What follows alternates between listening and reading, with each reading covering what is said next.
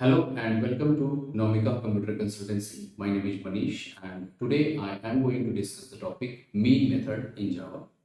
Basically, we use mean method to find out the smaller of the two numbers.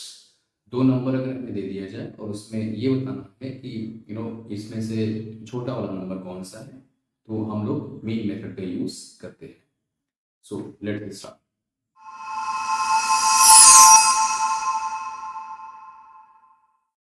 Okay student, so lecture start करते हैं. So the topic is methods of math class और जिसमें हम लोग देखने वाले हैं मीन मेथड के बारे में.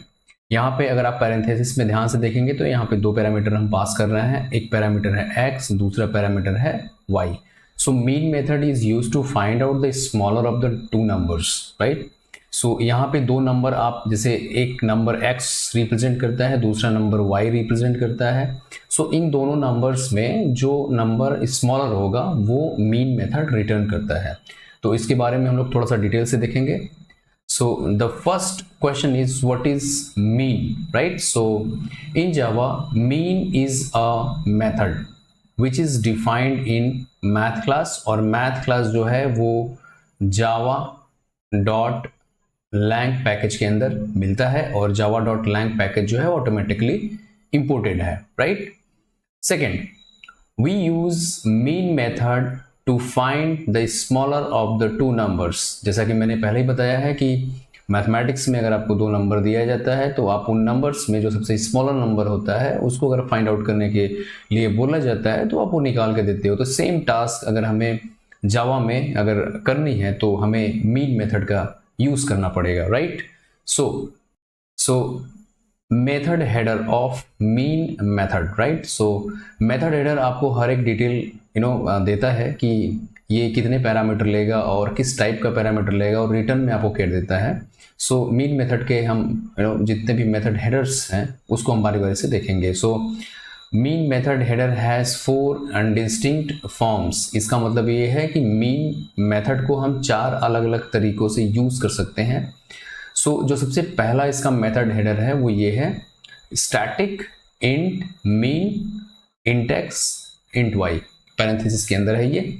सो स्टैटिक का मतलब आप लोग सभी को बताया ही गया है कि जो मेथड स्टैटिक टाइप का होता है जब भी हम उसे कॉल करते हैं तो जिस क्लास के अंदर डिफाइन किया गया होता है उस क्लास का नाम सबसे पहले लिखते हैं. जैसे कि अगर मुझे मीन को अगर यूज़ करना है तो मुझे कुछ इस तरीके से लिखना होगा मैथ, क्योंकि ये मैथ क्लास के अंदर डिफाइन किया गया है. सो मैथ डॉट मीन हमें कुछ इस तरीके से लिखना पड़ता है. अगर मुझे दो इंटीजर वैल्यूज़ दे करके उसका मीन फाइंड आउट करना है तो मैं कुछ इस तरीके से मीन को यूज़ करूँगा. तो ये मैथ डॉट जो लिखना होता है वो इंपॉर्टेंट है यहाँ पे. क्यों? क्योंकि मीन एक क्या है, स्टैटिक टाइप का मेथड है, राइट. इसके बाद आता है इंट. ये शो ये करता है कि मीन अपना काम पूरा करने के बाद जो डेटा आपको देता है वो इंट टाइप में देगा. फाइन. इसके बाद है mean. Mean is the name of your method. इसके बाद पैरेंथेसिस में यहाँ पे दो पैरामीटर पास किया जाता है, int x comma int y, right.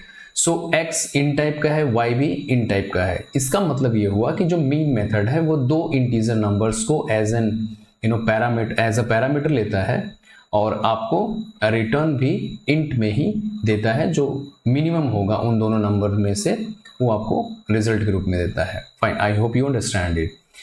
Second इसका जो फॉर्म है वो इस तरीके से लिखा जाता है स्टैटिक लॉन्ग मीन, और इन parentheses you are passing two parameters of long type, so long x and long y. यहाँ पे जो दोनों पैरामीटर है वो लॉन्ग टाइप के हैं, ध्यान रखिएगा. अगर आप दोनों पैरामीटर्स जो हैं वो लॉन्ग टाइप में देते हैं तो आपको रिजल्ट भी लॉन्ग टाइप में ही मिलेगा और उन दोनों में जो सबसे छोटा नंबर होगा वो आपको रिटर्न कर दी जाएगी, राइट. थर्ड है स्टैटिक फ्लोट मीन, फिर पैरेंथेसिस में है float x comma float y. इस बार जो मीन मेथड है वो फ्लोट वैल्यूज को लेकर के उनमें मिनिमम फाइंड आउट कर रहा है. सो यहाँ पे एक्स और वाई दोनों फ्लोट हैं तो रिटर्न में भी आपको फ्लोट टाइप का ही डेटा मिलेगा. तो इसमें जो सबसे मिनिमम होगा वो आपको रिटर्न कर देगा. फोर्थ है static double mean, and in parentheses you are passing two parameters of type double, so double x comma double y. इसका मतलब है कि मीन मेथड को अगर आप दो डबल टाइप का पैरामीटर पास करते हो तो उसमें जो सबसे मिनिमम होगा वो आपको रिटर्न कर दी जाएगी, और ऑब्वियस सी बात है कि जो उसका रिटर्न होगा वो डबल टाइप में ही होगा। ऑलराइट, सो मीन मेथड को हम टोटल 4 तरीके से हम यूज कर सकते हैं depending on the type of parameter, right. अगर हम मीन मेथड को अगर 2 इंट पैरामीटर पास करते हैं तो हमें रिजल्ट भी इंट टाइप का ही मिलेगा। अगर कहीं मीन को हम लॉन्ग टाइप का पैरामीटर्स देते हैं तो हमें रिजल्ट भी लॉन्ग टाइप में मिलेगा। मीन को अगर हम फ्लोट टाइप का पैरामीटर्स देते हैं तो हमें रिजल्ट फ्लोट टाइप का मिलेगा, और अगर कहीं हम डबल पास करते हैं एज अ पैरामीटर तो हमें रिजल्ट डबल टाइप में मिलेगा। So I hope you are getting it. Now how to use mean method, right. तो एक प्रोग्राम के माध्यम से आपको बताया गया है कि किस तरीके से हम मीन मेथड को यूज करेंगे। So my class name is NCC, after that I am writing public static void as it is, जैसे कि हम लोग लिखते हैं। Now I am creating a variable a of type double, और इसमें जो वैल्यू मैं असाइन कर रहा हूँ वो क्या है, 2.3 है। दूसरा वेरिएबल जो मैंने लिया है बी है, और उसका टाइप क्या है, इंट, और इसमें जो वैल्यू असाइन की गई है वो 2 की गई है, right. Now I am creating another variable Z of type double, और यहाँ असाइनमेंट ऑपरेटर के बाद हमने लिखा हुआ है math dot mean A comma B. So A and B both are the parameter, right. इसको हम एक्चुअल पैरामीटर एक्चुअली बोलते हैं। सो ए की वैल्यू यहाँ पे है 2.3 और बी की वैल्यू है 2। अब आप ये कंफ्यूज हो रहे हो कि ए क्या है, डबल टाइप का है, राइट, और बी किस टाइप का है, इन टाइप का है। और मैंने आपको बताया है कि मीन में जो पैरामीटर्स होते हैं वो या तो दोनों इंट होते हैं, या दोनों डबल होते हैं, या दोनों पैरामीटर्स फ्लोट होंगे या फिर लॉन्ग होंगे। लेकिन यहाँ पे क्या है, यहाँ पे आपने एक डबल पास किया और एक इंट पास किया। तो मैं आपके इन्फॉर्मेशन के लिए बता दूं कि अगर एक डेटा यहाँ पे डबल टाइप का है और दूसरा इन टाइप का है, तो जो इंट वाला जो डेटा है वो ऑटोमेटिकली कन्वर्ट हो जाएगा डबल टाइप में। क्यों? क्योंकि इंट छोटा डेटा टाइप होता है और डबल बड़ा डेटा टाइप होता है। सो यहाँ पे 2 जो है कन्वर्ट होकर क्या बन जाएगा, 2.0। नाउ इस मीन मेथड को 2 डबल टाइप का डेटा मिल चुका है, जिसमें वो फाइंड आउट करेगा कि which one is smaller, right. और रिजल्ट भी आपको डबल टाइप में ही मिलेगा। तो यहाँ पे जो रिजल्ट आपको मिलने वाला है वो मिलेगा आपको 2.0, क्योंकि 2.3 और 2.0 में जो स्मॉलर है वो 2.0 है। और ये फिर डेटा किसको असाइन कर दी जाएगी, z को, क्योंकि असाइनमेंट ऑपरेटर का काम है कि अपने एक साइड के वैल्यू को दूसरे साइड की वेरिएबल में असाइन करना। फाइन।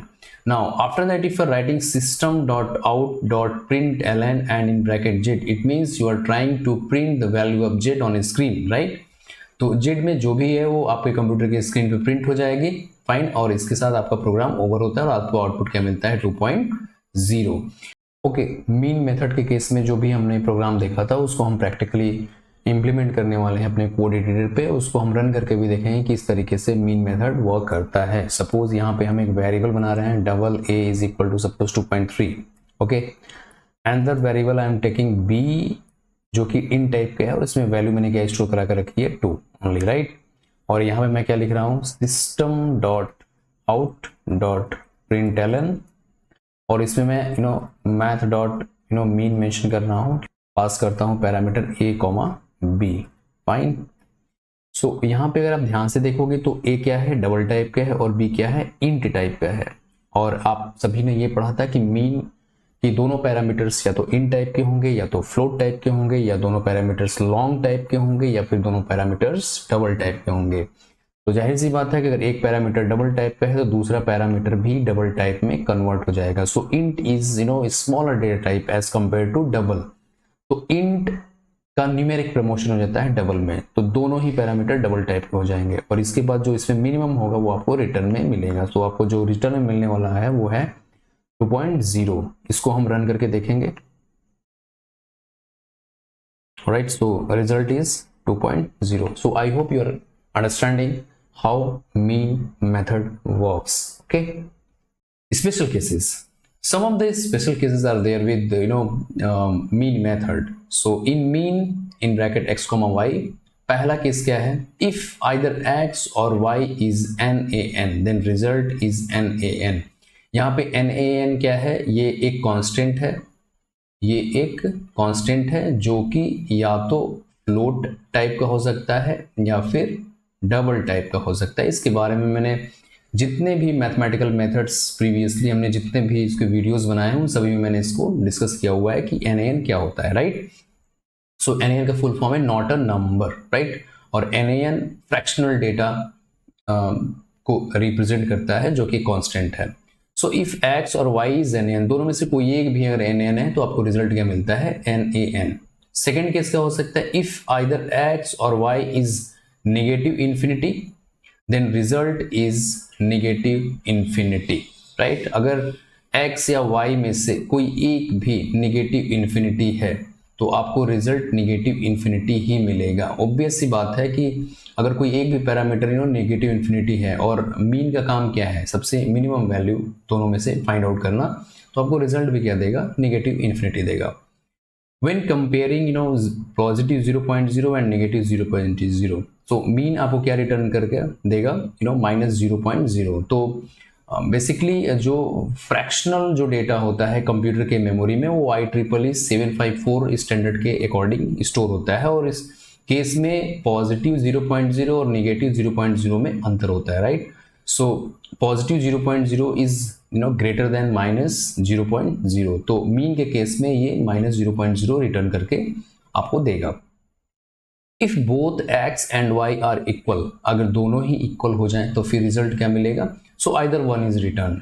तो ठीक है, अगर फॉर एग्जांपल अगर आप 50 और 50 को मेन मेथड को पास कर रहे हो तो आपको रिजल्ट भी क्या मिलेगा, 50 ही मिलेगा, right. So now will see the special cases कि किस तरीके से मेन मेथड के साथ जो भी स्पेशल केस है वो कैसे यहाँ पे बिहेव करता है। तो सबसे पहला जो केस है कि अगर मेन मेथड में कोई भी अगर कहीं पैरामीटर अगर NaN होगा, नॉट नंबर होगा, तो पूरा रिजल्ट क्या हो जाता है, NaN हो जाता है, फाइन। सो इसको हम प्रैक्टिकली इंप्लीमेंट करते हैं। सो मैंने एक वेरिएबल बनाया है double z is equal to, और मैं इसमें एक NaN वैल्यू क्या कर रहा हूँ, स्टोर कर रहा हूँ। तो NaN को मैंने स्टोर कर लिया z में। इसके बाद मैं एक और वेरिएबल बना रहा हूँ double k is equal to suppose 3.4, right. अब इसमें मैं system dot out dot println लिख करके मैथ डॉट मीन का यूज कर रहा हूं। तो यहां पे मैं पास करता हूं z, k, ओके। सो मैं z और k में से जो सबसे स्मॉलर है उसको मैं रिटर्न कराना चाहता हूं, लेकिन z यहाँ पे क्या है, NaN है। तो मैंने आपको बताया था इस बात को कि अगर दोनों में से कोई एक भी पैरामीटर NaN होता है तो पूरा रिजल्ट क्या हो जाने वाला है, NaN हो जाने वाला है। तो इसको आप रन करके देख सकते हो। So the result is NaN, fine, alright. दूसरा केस ये था कि अगर x या y में से दोनों में से कोई एक भी अगर डेटा नेगेटिव इन्फिनिटी है तो पूरा रिजल्ट नेगेटिव इन्फिनिटी हो जाएगा, ओके। सो अगर मैं z में क्या स्टोर करता हूं, नेगेटिव इन्फिनिटी, ध्यान से आप देख लीजिए कि किस तरीके से हम नेगेटिव इन्फिनिटी स्टोर कराते हैं किसी वेरिएबल में। So negative infinity is what, it's a constant of type double और फ्लोट। तो यहाँ पे हमने नेगेटिव इन्फिनिटी को डबल टाइप में लिया है, ओके। और इस तरीके से हम लिखते हैं जब भी नेगेटिव इन्फिनिटी को किसी वेरिएबल में हमें रिप्रेजेंट करानी होती है, ओके। सो अब मैं यहाँ पे k की वैल्यू 3.4 है, अब इसमें मीन मैं निकालना चाहता हूँ। तो ऑब्वियस सी बात है कि नेगेटिव इन्फिनिटी ही मीन वैल्यू है, और उसी को आपका कंप्यूटर क्या करेगा, रिटर्न करेगा, और वो आपके स्क्रीन पे क्या हो जाएगा, प्रिंट हो जाएगा, okay. So the result is negative infinity. You can look here, look at here, you can look at here, the result is negative infinity, fine, alright। so तीसरा केस ये था कि अगर दोनों ही वैल्यू सेम हो। सो अगर मैं यहाँ पे लिखता हूँ z की वैल्यू 3.4, k की वैल्यू भी किया है 3.4, और यहाँ पे मैं मीन निकालता हूँ z और k का, तो ऑब्वियस सी बात है कि उन दोनों में से कोई एक भी रिजल्ट रिटर्न कर दिया, उन दोनों में से कोई एक भी एज अ रिजल्ट रिटर्न कर दिया जाएगा। तो यहाँ पे 3.4 आपको मिल जाता है, फाइन। अगर कहीं नेक्स्ट केस ये है कि अगर कहीं z की वैल्यू सपोज पॉजिटिव 0.0 है और k की वैल्यू क्या है, नेगेटिव 0.0 है, तो इसमें जो मीन आप निकालोगे वो हैगा -0.0, क्योंकि positive 0.0 is greater than negative 0.0, तो आप मीन निकाल रहे हो तो आपको रिजल्ट क्या मिलेगा, negative 0.0. I hope you are understanding all the special cases attached with the mean method in Java. So thanks for watching. Don't forget to subscribe and like, share and comment.